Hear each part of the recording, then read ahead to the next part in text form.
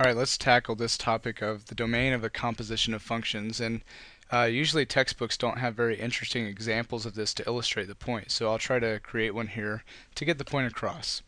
So let's say f of x equals 2 over x squared, g of x equals the square root of x minus 1, and let's try to find the domain of f of g of x. Okay? So before we do that, let's actually work on figuring out what f of g of x is. Okay? So we're going to find this first, what the output of this function is, and then we'll use that to help us determine the domain. Alright, so I'll do that in red over here. So f of g of x looks like this. So I'm going to write this as f of g of x. G of x is the square root of x minus 1. Now I've got to use the square root of x minus 1 as the input to my f function. So that's this guy. So I'll make that 2 over the square root of x minus 1 quantity squared. And finally, when you square a square root, the square root goes away. Okay? And we cannot simplify that any further. So here is f of g of x. Now we want to find the domain. So you might be tempted to use this to find your domain, since this is the function.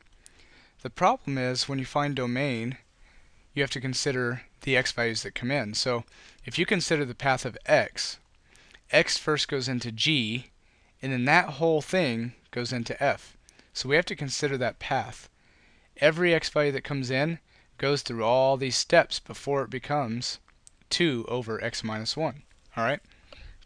So what we need to do is we need to use the step here to find the domain that still shows us the function g of x, which is the square root of x minus 1, and shows us the function 2 over x squared.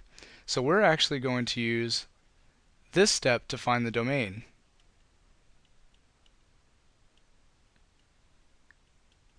Because as you can see, there's a square root here to match the g of x, the square root of x minus 1. That goes away down here, so we wouldn't consider the square root to help us find the domain if we use this last step. Alright, so let's take a simple example so that I can get the point across. A number not in the domain of this function is something like negative 4. Alright, if x is negative 4, it looks like you would get a y value, because this is f of g of x. It looks like y would be 2 over negative 4 minus 1, which is 2 over negative 5, okay? But the problem is, your x value has to go through all these steps. So if you look, x first has to go into g, and that should give us the square root of x minus 1. Well, if x is negative 4, you get the square root of negative 5, and you cannot consider that as a real number. That's a complex number. So x cannot be negative 4, even though the output of the function looks like it could be. Alright? You could see, if you try to plug negative 4 in for x here, that you have to take the square root first of negative 5, and that, again, that won't work. So keep that in mind. So we're going to use this step to find the domain. X minus 1 is what we're going to analyze. We're going to figure out where to cut our number line, so I'll set that equal to 0. So we're going to cut our number line where x is 1. So here's 1 on the number line. First, let's consider if x can equal 1. Well, if x is 1, you get 1 minus 1, which is 0. You can take the square root of 0, so we're good so far. 0 squared is 0. But then you have to take 2 divided by 0, which you cannot do, so 1 is not in the domain. Now if you take numbers smaller than 1 and plug it in for x, right, like negative 10. Negative 10 minus 1 is negative 11. You cannot take the square root of that. So none of these numbers over here are in your domain, because when you plug them in, you get a negative under the square root.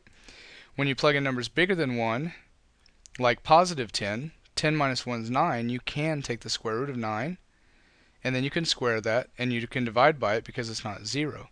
So your domain for this function is every number bigger than 1, and you could write that in interval notation like this.